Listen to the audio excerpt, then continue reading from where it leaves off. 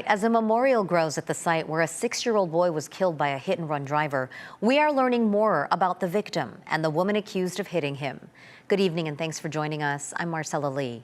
Today we learned the name of the boy who died, Hudson O'Loughlin. CBS 8's Steve Price joins us live from the Pacific Beach neighborhood where it happened. And Steve, this really hits home for all parents because Hudson was riding his bike on the sidewalk with his family. He did nothing wrong.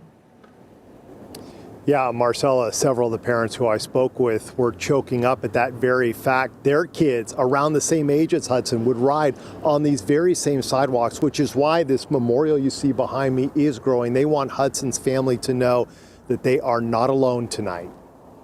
Hudson O'Loughlin and his family were biking on the sidewalk along Pacific Beach Drive when it happened. They had just finished lunch by the bay Saturday afternoon, and as the 6-year-old crossed this alley right before Ingram, a horrific accident. The lady in front of me cut right into the alley and didn't see the kid, obviously, and ran over the kid. David Moreau says the woman stopped for about 10 seconds and then drove away. She took off, and I started to roll forward, and the father, stopped me from going anywhere. I was going to chase her down. Today at the scene of the accident, flowers, stuffed animals, hugs and tears, some from those who knew Hudson, others who didn't, but wanted his family to know they are not alone. My heart aches. I'm so hurt for the family and the father, and I pray that weight is lifted. Neighbors say this very spot regularly sees little kids on bikes. An elementary school is just a block from where it happened.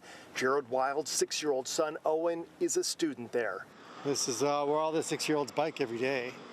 So we live in the neighborhood and we bike this all the time on the sidewalk here.